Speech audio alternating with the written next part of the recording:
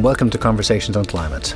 My name is Chris Caldwell, and this series is produced by United Renewables in collaboration with the London Business School Alumni Energy Club. Today we come to you from the historic Bank of Scotland building in the city of Edinburgh.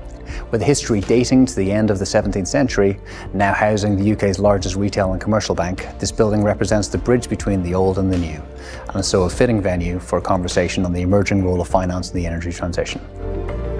Scotland is a major player in European energy markets, originating in its extraction of oil from the North Sea in the 1980s, and more recently with its commitment to renewable energy, which resulted in over 97% of the country's electricity coming from renewable sources. Scotland is also a net exporter of electricity, in 2020 generating 31.8 terawatt hours of renewables, 3.5 times more power than was consumed by all the households in the country. Edinburgh is the financial capital of Scotland, and so we're speaking to a key player in the space where banking and energy meet. Tara Schmidt is the head of climate and sustainability strategy, sustainability and ESG for Lloyds Banking Group. An engineer by background, starting her career as a petroleum engineer, Tara transitioned into sustainability consulting with Accenture before moving to Wood Mackenzie, ERM and Wood Group. Tara gave a fascinating deep dive into multiple areas of the world of sustainability and ESG, including making the transition from oil to banking, the role of finance in the path to net zero, how global frameworks influence the banking sector in the energy transition, a global perspective from Scotland, Saudi Arabia, and the role of the COPs.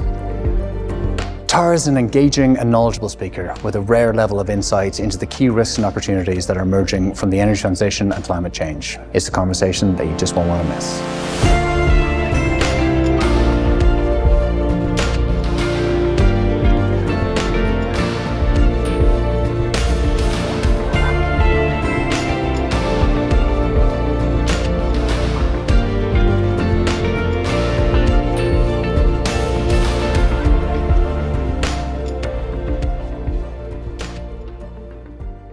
Tara, it's a great pleasure to speak to you. Yeah, it's great to see you again, Chris. Yeah, no, it's been too long. It's been too long. So, if we could just start a little bit about your own background. You were originally an engineer, and starting out in a world. I know certainly when I was in college, in my peer group in engineering school, there's about 150 people. I think about 3 were women. Yes.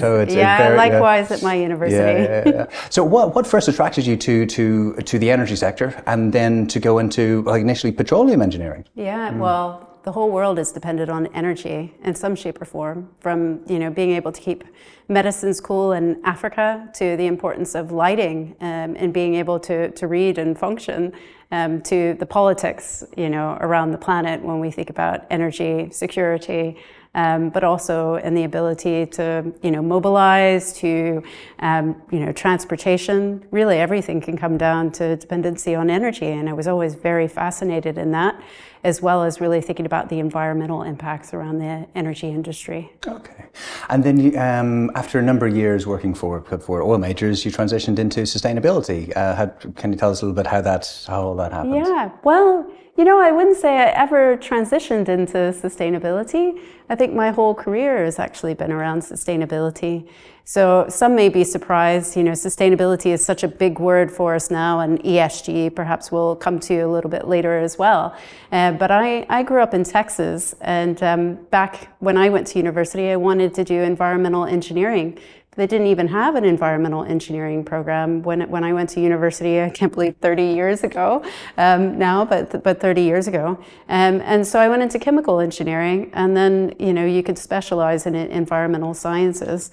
And next thing you know, I was looking at carbon capture technologies even before I joined the oil and gas industry. And there's a variety of technologies when you think about on that journey, but even in the oil and gas industry, I worked for BP and its first approach to beyond petroleum.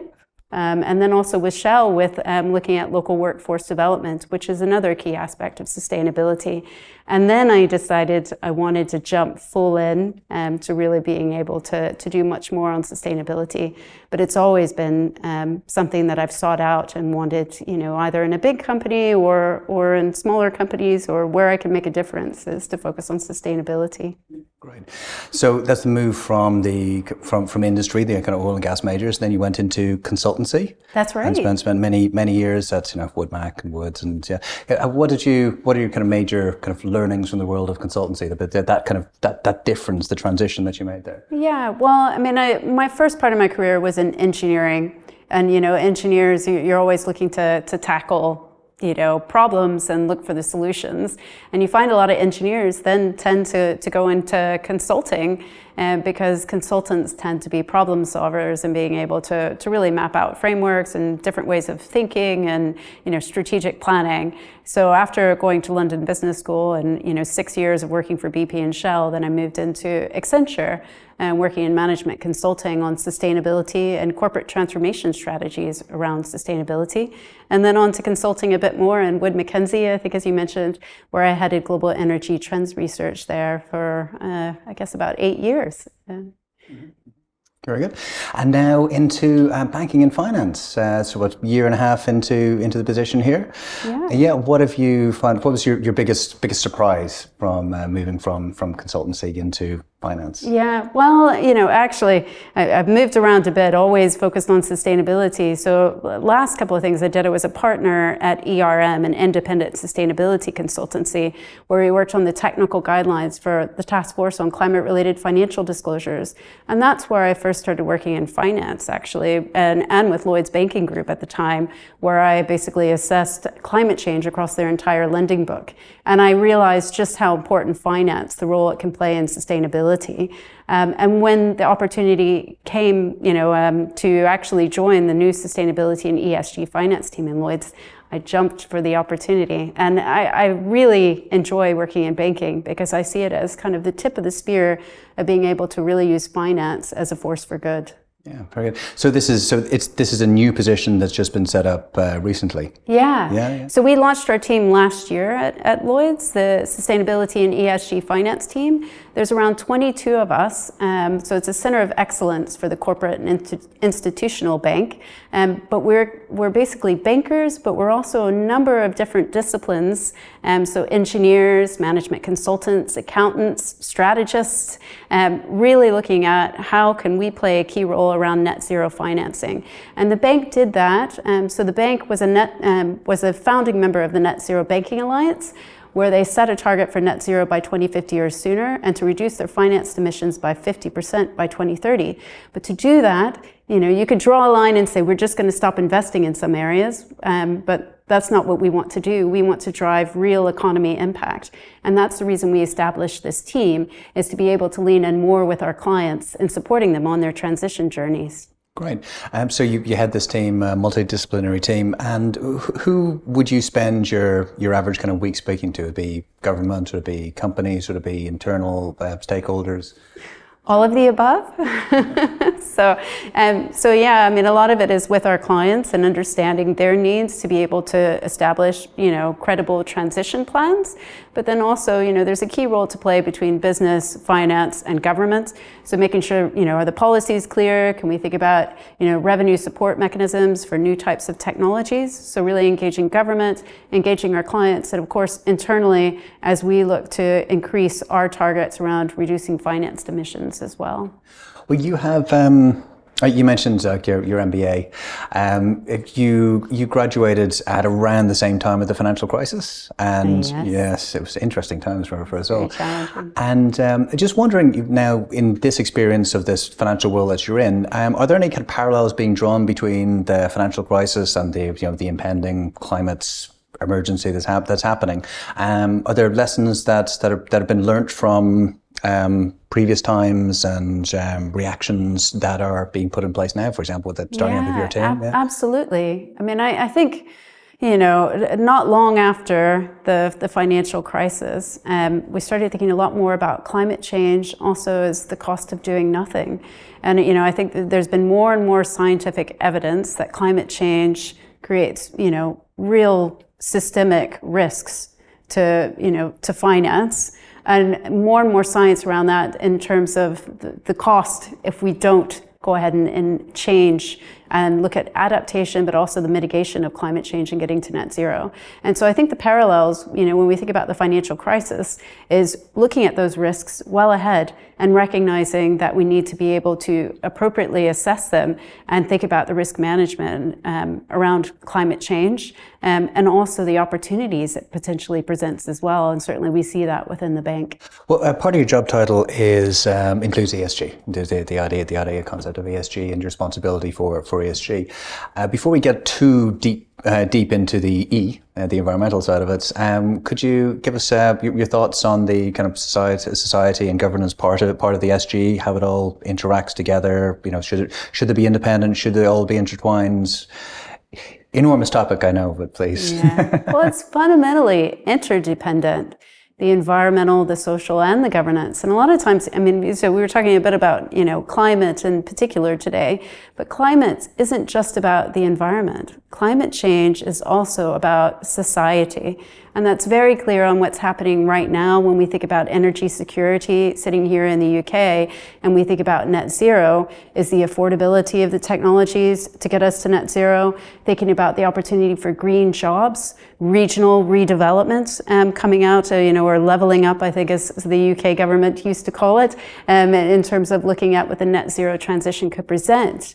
But even if we look further afield as well, I started my career working in Borneo in Malaysia. I don't know if you remember from some of our past history, but it became very clear to me then just how interdependent the E is with the S. Because I was sitting in Borneo seeing, this tragic deforestation going on in Borneo. And it's quite easy to say, well, let's just stop the deforestation. But what becomes very clear is how do you create opportunities, for income, and being able to, some of the poorest in society to be able to make sure that there's jobs, there's, income to be able to feed their families and so on. So there's very much an interdependency there. That we see here in the UK, but also internationally. And likewise on governance, greenwashing has become very much front and center around greenwashing and how important it is to make sure that we tackle greenwashing, that we really are addressing the broader holistic view on sustainability, the E and the S, and we're doing it in a very appropriate way in tackling greenwashing and thinking about, the fundamental impacts to our economy to make sure that we can get to net zero. Yeah, I think for right or for wrong, the E has been very much wrapped up in the amount of carbon you emit. And that's something that has the benefits of being very measurable, very easily measurable, and anyone can see it and you can account it. Yeah. How do you measure the S and the G? And just as a kind of follow-on thought from that, like for example, in the G, the government side. Yeah. Where we in the UK here, there isn't a great history of having employee representation on the board.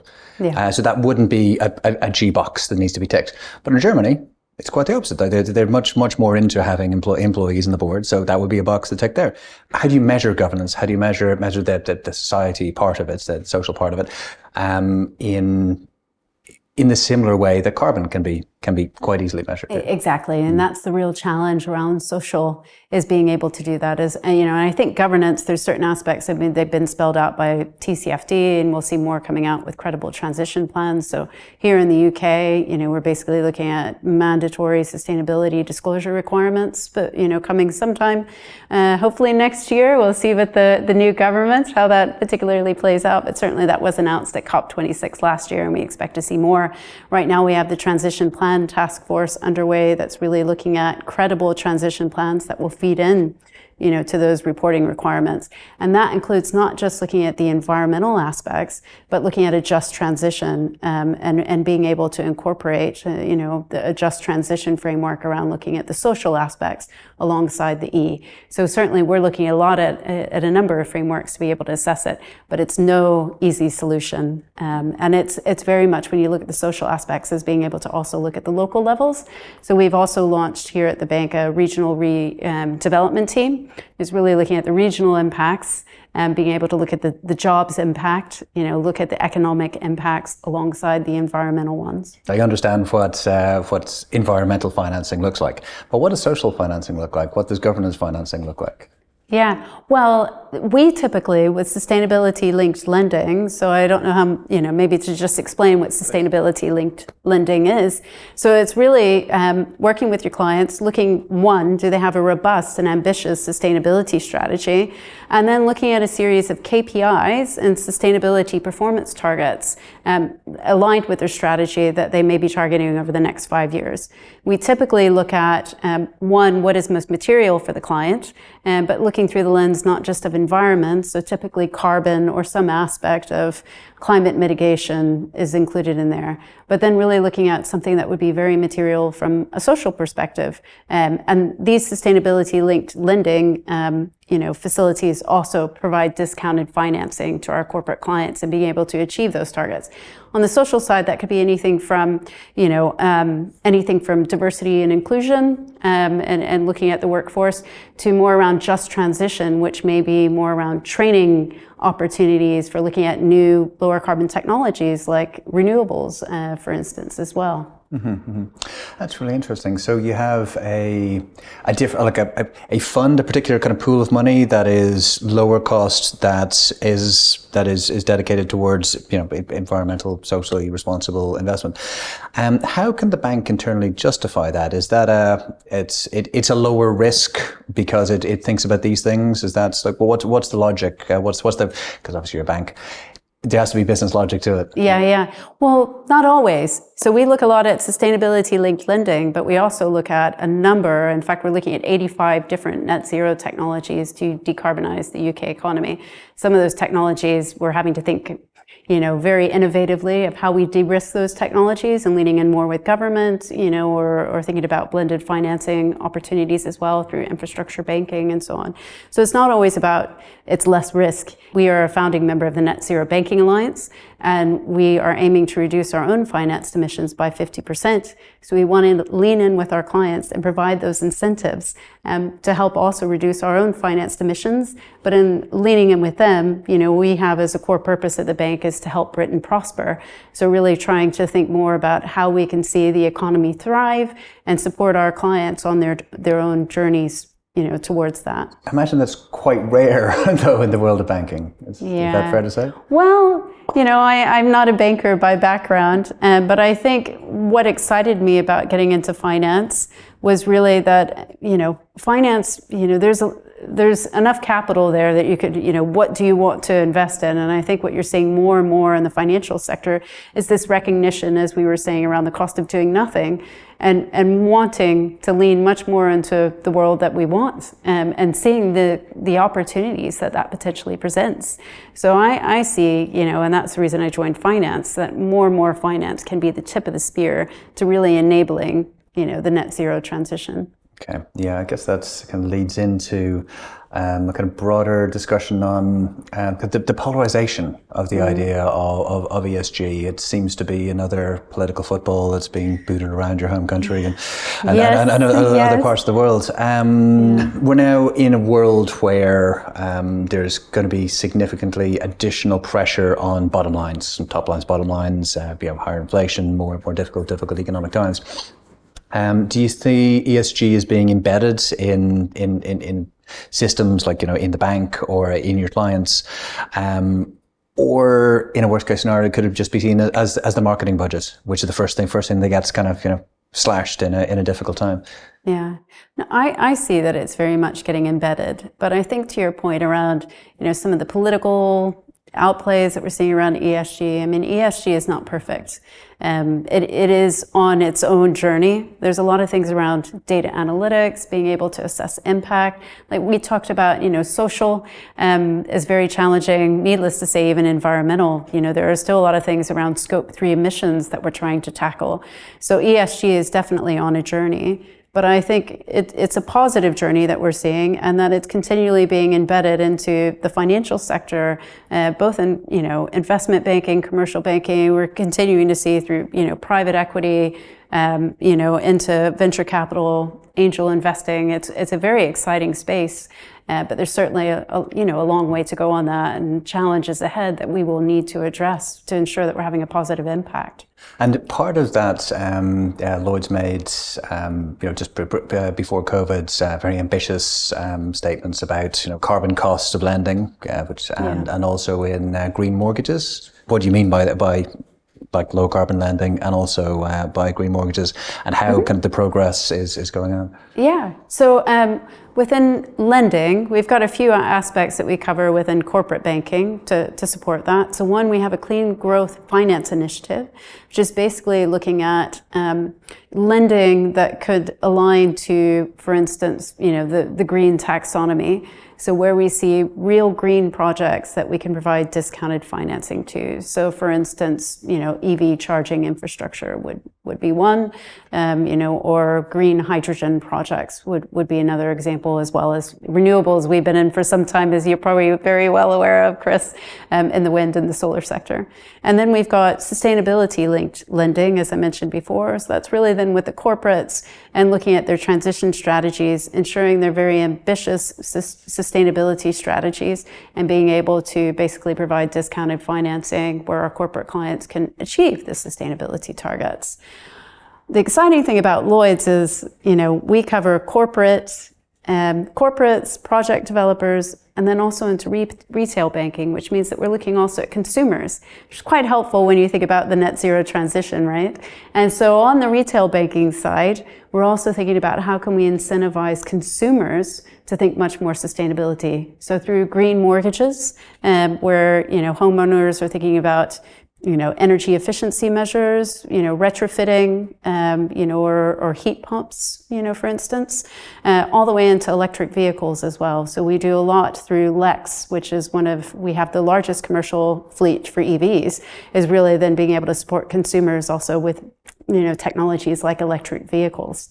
So we're looking across that whole value chain from corporates to consumers.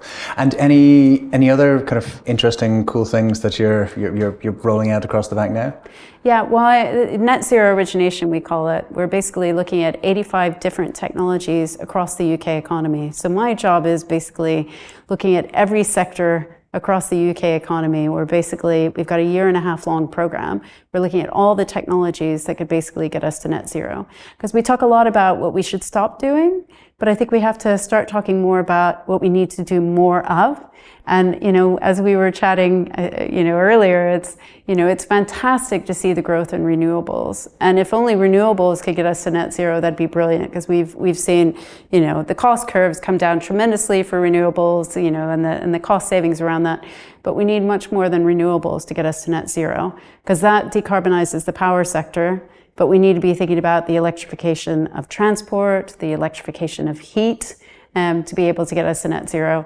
And that's one thing I'm really excited about at the bank, is being able to look at all those technologies and how we can lean in to get some of those commercially viable technologies upscaled as quickly as possible. And so does that mean you've got a little kind of venture fund that you help them out with, or is it lending? Well, we're trying to think differently. So, for, I guess, people that may not be as familiar with commercial banking, we tend to focus on, commercially viable, mature technologies. And you may have seen from the UK's net zero strategy is being reworked now, but, really thinking through that kind of financial ecosystem, from thinking about angel investing, venture capital, so some of these really new exciting technologies, and then moving into things like private equity. And then, tail end is really around commercial banking. And what we've been working on is trying to bring in, where we can upscale some of these technologies sooner. So really thinking about our credit and risk framework, and creating a new portfolio that will really help to lend into some of the earlier technologies to help upscale them. So for a commercial bank, I think someone sitting in angel investing, they'll probably be more on that front end. But from a commercial bank, with the kind of capital that we have available in the debt markets, is being able to come in sooner to be able to support the upscaling. That must involve quite a lot of reskilling, retooling, like getting a new people who can actually assess these technologies. Have you you gone through that as well? Yeah. So over the last year, we've invested a lot into the ESG finance team in which I sit. So I think I was saying, a lot of us were engineers, strategists, management consultants. We have individuals that have prior government experience when we think about the government support mechanisms. And then also within our credit and risk team, we've built out a new ESG risk team to also look at these technologies. So there's a lot of areas where we're really looking at capacity and capability uplift. We've also worked with the Cambridge Institute of Sustainability Leadership, so CISL, which has run a training program across our frontline bankers to get them, more upskilled and able to lean in with our clients on sustainability. And we'll be launching, watch this space, a new program shortly on the climate technologies. So really looking at the net zero technologies in much more depth, where we can lean in with our clients, not only around transactions, but also financial advisory. So as they're thinking, hydrogen, there's a lot of uncertainties, for instance, on the hydrogen economy, not just on supply, but the demand vectors.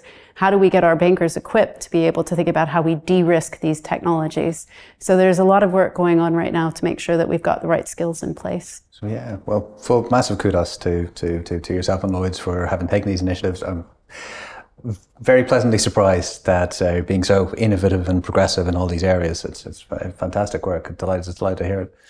Moving to your clients, do you, you obviously speak to an awful lot of people in a lot of different sectors. How do you feel your clients see the energy transition as a massive opportunity, massive threat, both? Both. Yeah, so it's a bit of both, Chris. It depends, so we cover every sector, and, there will be some sectors, like your own, renewables has massive opportunities, and other sectors that are much more carbon intensive that are having to think very differently about their business models. But that doesn't mean that, within the carbon intensive sector, it's presenting the threat and the cost of doing nothing, but also the opportunities of what diversification, decarbonization, transitioning their business models could present as well. So it really depends on the client, but typically it's a bit of the threat and the opportunity that you need to consider. Yeah, I think the answer in a financing frame is kind of obvious, but maybe if I'll ask the question more of your kind of historic consultancy frame, what's the most powerful tool if you go on in and you speak to an executive board in making the case for taking transformative steps in relation to ESG? I think it is, so I've worked a lot on TCFD, the Task Force on Climate-Related Financial Disclosures, since when I was a consultant, we worked on the technical guidelines. And the toughest part of TCFD, I think, is also the most powerful in scenario analysis, as long as you keep it really simple. It's the what if. And when you go to speak with an executive board and you say, what if? That's fine. You can keep going on the path that you're going, because you think, the transition is expensive, and it will be expensive. Perhaps we'll come to that a bit later. It will be expensive. But when you say you can continue on the path you're on, let's talk about the what if. The lights start going off. And when you can have that conversation with the board where you've got sustainability talking through the lens of finance, you're able to talk a language that the board can really understand and bring sustainability to life. And that definitely makes a difference. And then you can move on to the what if we did change, what are the opportunities that could potentially present? And that, I think, has been a game changer in what we've seen from TCFD. And part of the reason we haven't really talked too much about nature, which I also think is very exciting, is why we see TNFD, the Task Force on Nature-Related Financial Disclosures, trying to use a similar framework to a certain extent. Obviously, there's a caveat to that. Nature's even more, there's more intricacies there to consider. But being able to look at the what if and the financial opportunities and using that lens for sustainability, I think, has been a game changer. So what do you see the future for your role, your position? So let's say in 10 years, if it's you or your successor, what will the environments be, the working environments, what differences will there be? I'm hoping in 10 years that I'll be on to a new job, because I hope that what we've been doing on climate and sustainability strategy becomes business as usual. So right now, we are a center of excellence within Lloyds Banking Group, but we're working a lot with our sector coverage teams and the front line. So this all becomes completely ingrained across the bank.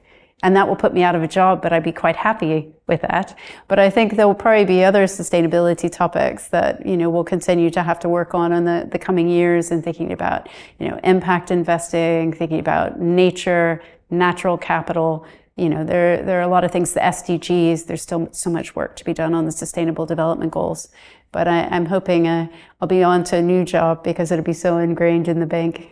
I think we covered it slightly in previous answers, but what's your view on climate as being a systemic risk? I was thinking about kind of the types of things that Mark Carney has been saying recently about potentially being massively destructive towards the financial industry, causing mass bankruptcies all over the place.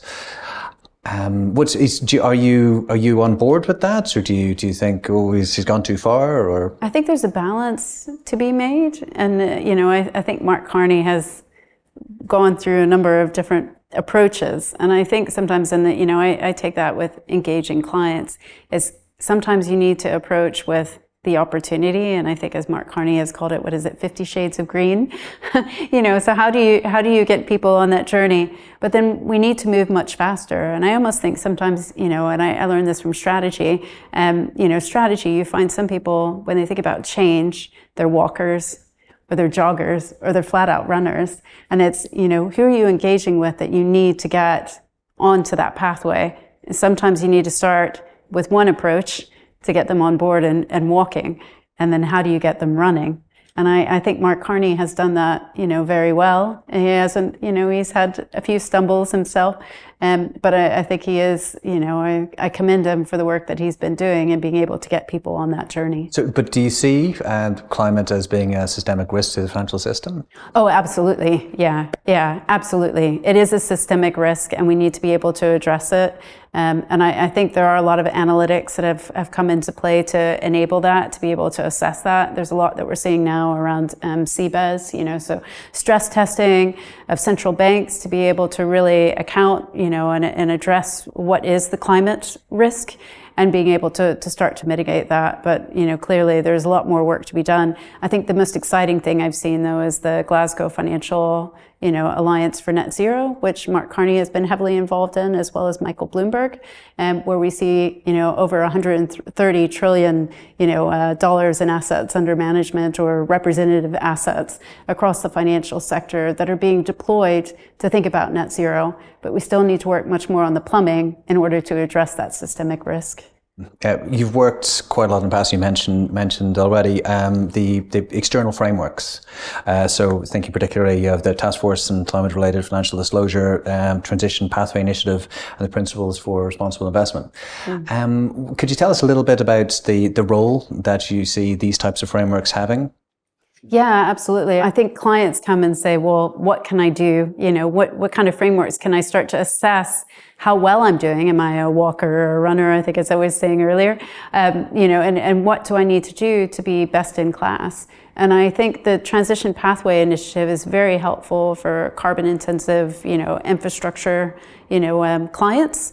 Then you've got also the TCFD, I think, comes into play to think much more about the what ifs and, what do I need to address? So I think both of those frameworks are very useful. So you've got the Principles on Responsible Investment, which leans on TCFD and other frameworks. But on the one hand, it gives companies, whatever sector they're in, there's the Principles on Responsible Banking as well, but really gives companies a framework to assess their own journeys. But it also, within finance, gives us an opportunity to start to compare and contrast best in class, and where we can work with clients to get them more, where they need to be. Yeah. And how do you audit that? How do you like, if somebody says, oh, I have this badge, I comply, how do you understand whether they have or not? Is that an internal function, or do you rely on consultants? Both. So, we will work with the client to understand where they sit, but we also use a lot of external benchmarks. So you may have seen from GFANZ recently, the Glasgow Financial Alliance for Net Zero, that we're starting to look much more at credible transition plans and how do we assess that. And that really entails a number of external frameworks frameworks like TCFD, the Science-Based Target Initiative as well. So science-based targets, both for climate, and I think we'll see more coming out on nature and water shortly. But being able to use those kinds of external frameworks to be able to benchmark and being very transparent with companies on where they are, but also being able to delve into much more detail around what do they need to do next. And that's where I think the bank, we come in and thinking about sustainable linked lending is being able to say, well, what's your sustainability strategy to improve and how can we work with you on that to set those targets? Yeah, they're still voluntary targets, though. And do you see a future for these type of voluntary targets, or do you think that we need more of a kind of governmental or even a market approach to these things? It depends on each sector, I guess, Chris, as well, and where they are on the journey. I think some sectors, it's very clear now in terms of the technology, the levers, the policies that are in place to enable their journey. But there's other sectors, I recently, over the last few weeks, have been working a lot on aviation, for instance. It's much more challenging. But I think ultimately we will get much more to mandatory requirements and targets. But we also have to understand where each sector is and, the unique issues within a sector and also within regions. I hadn't talked too much about the Paris Agreement, but I think the thing that I really loved about the Paris Agreement, and after, 20 years of climate talks, we finally got to the Paris Agreement, was being able to look at country by country, what can they leverage in terms of their decarbonization levers to get us to net zero? And every country is different, regions are different, and sectors are different, and we have to be able to account for that. Obviously, we want to get to mandatory, but we need to think about the steps along the way to get there. If you could wave your magic wand, and there was one... I wish. Yeah, Can I have one, please? There's one piece of legislative change that you could make on either a kind of local or a global level. What would it be? That would just make your life easier in your day-to-day job.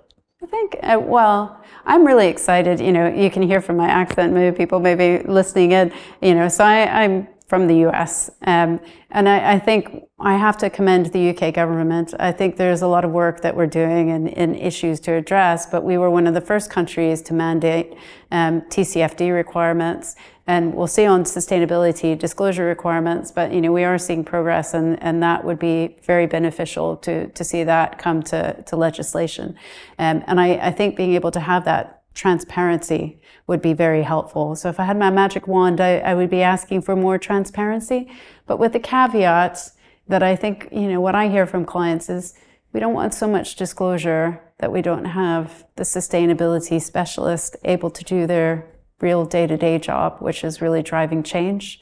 But I think where we can see more transparency, hopefully we can see more collaboration and being able to get the right momentum in place. I think an interesting kind of example of that is the world of carbon credits and the European carbon markets. Obviously making some change at the moment to try and get its transparency up and trying to get its accountability up and trying to get its pricing and also expansion to different sectors. Exactly. Do you see a role for a wider kind of carbon markets, like spreading it beyond Europe, and maybe going to different sectors? So what's your view of the price of carbon in general? Yeah, I think it's got to be part of the solution, and I would like to see it accelerated. I don't see carbon markets. There's been a lot of debate on either or. To me, it's an and. That we should be working on carbon markets now to mitigate the worst impacts of climate change. But obviously, as we think about science-based targets, that we're not using carbon credits or other aspects inappropriately for being able to ensure that we actually get to net zero. And like you say, I think integrity is going to be so important to be able to enable that. So it's great to see what BCMI and others are doing to focus on the integrity and the disclosure of it. And hopefully we will see that upscale, because we're going to struggle to hit 1.5 degrees if we don't throw everything that we possibly can at it. And so I think carbon markets will have a key role to play if we're going to be able to stay on that pathway. Yeah, that's a very optimistic way of looking at it. Like at 1.5 degrees, most people say, well, we'll miss out on 2 degrees, because I think we're currently on the path to 3.2 or something. We are, yeah. Well, I guess that goes down to then, looking at carbon credits and some of the technologies that may be required to keep us on that pathway. So in the bank, we're, focusing a lot, on hydrogen, green and blue to a certain extent as well, and the role that would play in building out infrastructure where that may be required. So trying to keep it, very broad view on technologies, but also looking at carbon capture and storage and the role that may be required if we are going to be able to stay, within the 1.5 degree target, either through more traditional CCS methods or also through direct air capture, as we start to see more of those technologies advance as well. But certainly there are risks and challenges of being able to do that, but we're working hard to try to keep 1.5 alive as much as we can. So historically, Scotland has been driven as an energy power by North Sea oil. Exploitation of the North Sea oil starting in the 80s, and the vast benefits that came from that, and then more recently a transition into huge amounts of renewables. Where do you see the future? I think you've nodded towards it in previous answers. Where do you see the future of North Sea oil? Is it carbon capture and storage? Is it the hydrogen North Sea?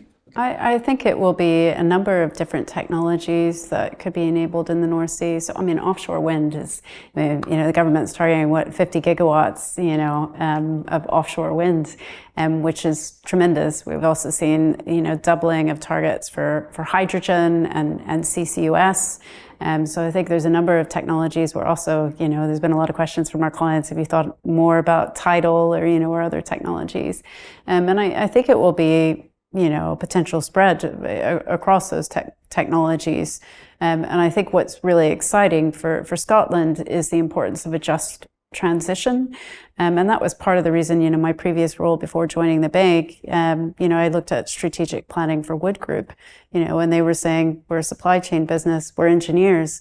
We want to be able to just, find the solutions that are going to get us to net zero. And I think the only way we will really get to net zero is if we do have a just transition and thinking about those social elements, being able to reskill and redeploy, individuals, that may be earlier in their career. The more challenging part, and I've gone through this myself, is later on in your career having to switch roles. And I hope the technologies that can enable net zero will also present a lot of opportunities, for people that are working in the North Sea to be able to transition as well towards net zero. So given the requirement for a just transition that you just mentioned, and again, what you just mentioned, the enormous opportunities that seem to be coming from a renewable transition, where do you see the Scottish economy moving, and what are the benefits of the Scottish economy for having a renewable revolution, shall we call it? Yeah, well, you can look at the cost of doing nothing, or the opportunities that the transition will present. And we know that financial flows will start to move away from more carbon intensive sectors to, lower carbon and net zero sectors. So the benefit, is a sustainable, resilient economy moving forwards in the most, simplest sense. But certainly if you look at some of the numbers, net zero transition, in the UK could cost up to 50 billion a year in terms of investments, as we've seen from the CCC. In Scotland, we'll have a big chunk of that as well, that needs to be invested. But certainly if you look at the numbers, we know that the benefits will outweigh the cost to the economy. And, we're sitting here in Scotland, but the other example I'd use is we've been doing a lot of work in the industrial heartlands across the UK. So that does include Aberdeen, and here more in the central belt, and some of our industrial heartlands here in Scotland, but also, down south. And if we want to really revive industry, we need to be able to green our industrial heartlands. And certainly we're looking a lot at that as well, because there'll be tremendous economic benefits of being able to do that and making sure that we're not offshoring any more of industry, but being able to relocate it, in the macroeconomic environment to ensure that jobs creation and economic development continue to hopefully eventually thrive. Yeah. But we'll see what the world has in store for us for the coming years. So just grabbing that point on kind of the macroeconomic sense of the energy transition, do you see in a kind of philosophical sense that after a period of globalization followed by a quite stern kind of reversal into deglobalization, people being more entrenched, America first and whatever, do you see that the renewable energy transition, the energy transition as being potentially a force for greater globalization going forward? Or the opposite, where people can think, well, we want to hold on to our own energy as there's some recent examples. Yeah, I think the benefit, really getting into where we are today with the Russian invasion in Ukraine and thinking about energy security, the energy transition will be a massive benefit in being able to diversify, to become more energy efficient, to be able to resolve some of the challenges that we currently have at hand through a more diversified, lower carbon and eventually net zero, energy supply. And hopefully that will also help with globalization in the sense that we're never going to get to a point that we can be fully self-sufficient. When we think about supply chains, when we think about materials, when we think about benefits, interconnectors, even, for renewables, hopefully it creates more of an, equitable type of world that we will eventually get to, rather than political power being central to a few countries who hold the most resources. But as we know, things like solar don't always, there's more benefits of solar in some countries than others. There are materials and minerals that sit within some countries that we need access to create these, and deploy these net zero technologies. Hopefully that continues through that interdependency while removing the political pressures that we see in a very, simplistic energy model that we have at the moment. And hopefully we start to see much more of an integrated energy diversified model in the future as we aim towards net zero. So you have experience of working in the Middle East and in Saudi in particular in the past? Yes, that's right. Okay. Yeah. How would you evaluate the kingdom's position on sustainability today? Well, I think we have to think through some of the drivers for sustainability. And I remember before the Paris Agreement was signed, getting to go to a business summit with Cristiano Figueres and the oil minister at the time, Ali Al-Nimi from Saudi. And, we have to consider the position and what's driving that vision for sustainability. There are a lot of young people in Saudi, as in my own birth country, that are very passionate about climate change and wanting to see change. And I think the conundrum that we see is clearly a lot of the economic benefit that we see in Saudi right now is dependent on oil and gas. And that creates a number of conundrums and complexities. But having worked for some Saudi companies in the past, I think what they understand is the climate impacts, the cost of doing nothing if they don't change, and that has certainly come to bear. But as a developing country, and I've seen this in working across Africa, Asia, and the Middle East, is there are different things that they have to address in terms of their development to be able to achieve net zero, but also recognizing they're going to have to walk away from a lot of their natural resources that won't be part of the net zero future, as we here in the UK had to do many decades ago. And hopefully we won't see the same scarring that we've seen from the transition away from coal. I mean, it was absolutely the right thing to do. We all know that, but we still see scarring up and down the UK, across the country, and the transition that took place then. And I think one of the solutions we have to get to, and I'm sure Saudi is looking at this, as well as South Africa, where I've worked previously, and Malaysia and elsewhere, is how do we get on the right pathway to prevent that scarring, but recognizing we need to move very quick, and recognizing that climate change is already here. How do we best mitigate that? And every country will be slightly different on what levers they can pull to achieve that. Mm-hmm. But certainly in Saudi, there are political aspects at play as well that I won't be able to comment on. No, absolutely. Yeah, it's enormously interesting, enormously difficult area to be thinking about and discussing. But one thing that is kind of indisputable is that UAE have now been nominated as a future host of COP23. Yeah. What role do you see the Middle Eastern countries playing in that whole process? I think the really exciting thing about in the Middle East is thinking about the natural resources that they have at hand. Sun, so really thinking about solar, the new things that they can be able to leverage to be able to achieve net zero, and the transition that they can undertake to achieve that. And I think UAE, it's been really exciting to see some of the work that's been done in thinking about solar, CSP as well, and other technologies that potentially will help them to aim towards net zero. You have spent some time thinking about and researching the water energy nexus.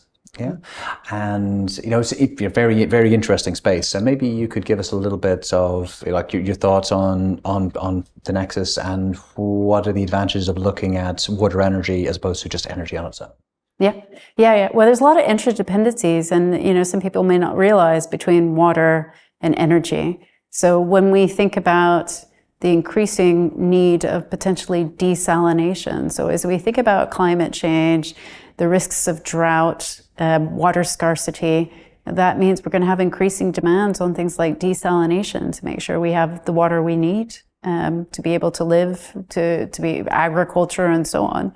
And desalination can be very energy intensive. We see a lot of the desalination plants we talked about earlier are sitting within the Middle East, and a lot of energy is consumed to be able to keep those desalination plants up and running. And so you see this interdependency. Likewise, when we think about farming, irrigation, water infrastructure, in some parts of the world, it can be very energy intensive as well. So the conundrum is, as we face more into climate change, ironically, we may need more energy to be able to produce the water that we need. And so we need to think very carefully about that and how we can shift desalination to lower carbon energy technologies as well. Yeah, water is going to be an enormously precious resource of the future, and something that we're not spending enough time thinking about now when we're all obsessed with carbon. Also other greenhouse gases as well. And here in the UK, as well, we're looking a lot at water here in the bank as well. Who would have thought? Earlier this year, we've seen dramatic impacts from climate change, both in terms of water scarcity, when we think about droughts that we've experienced here in the UK, but also about flooding events and making sure that we have substantial water infrastructure in place to be able to address that. I live on a hill here in Scotland, and my husband and I picked that home because we thought it would be less exposed to flooding. But even around water infrastructure and being, appropriate drains, being able to deal with intense rainfall like we've never seen before with climate change. There are a number of aspects that water companies are having to think about, but also businesses when they think about how can they be much more efficient with the water that they use. I'm conscious for being slightly kind of European-centric here in our kind of conversations, the frames reference. In your kind of vast experience of traveling the world, is it naive to be thinking that the same conversations that we're having in a European context are happening around the world? Or what are the kind of the key differences that you see between Europe and elsewhere? Yeah, well, I think like we were saying, the Paris Agreement, the beauty of the Paris Agreement was being able for each country to provide their own targets and thinking about the levers and also the issues that they're addressing. And I always think back to, when you talk about developing countries, remember COP26, it's hard to believe it's nearly a year ago now, but that heart-wrenching moment where, Alex Sharma, is breaking down. India has said they cannot commit to anything more ambitious. And, I work a lot, with Indian clients and colleagues through the bank. And, I think they are trying to be ambitious, but they're also on a development curve, right? And part of the reason India wasn't able to commit to those targets is also because of the Sustainable Development Goals. And so I think, particularly as we move forward on this macroeconomic environment that we're in. Cost of living crisis is happening everywhere coming out of COVID, looking at the Russian invasion, energy prices, and so on, is being able to ensure that we look at sustainability through a holistic lens, not just about climate, which absolutely we need to be thinking about climate. It is the tragedy on the horizon, but we also need to think about the social implications, because climate change is going to have tremendous impacts on the developing world, who are still trying to get to a scale, of living standards that we're at. There's so much to be done on the sustainable development goals as well. And I think we have to keep that in mind. They're not going to look at things exactly as we do, but that's because they've got different, issues to address, and we have to take a holistic view on sustainability to be able to get to net zero. Of course, yeah.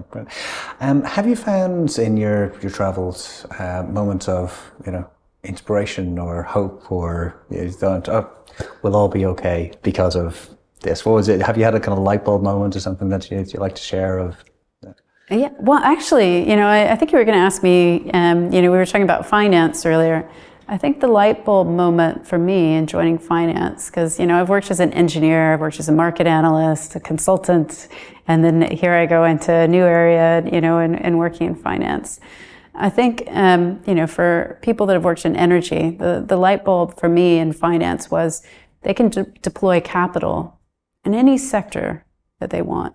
And it would be so easy for finance to say, well, you're carbon intensive, I'm just going to move my money elsewhere, or draw a line and say, this is my target and I'll just reallocate my portfolio.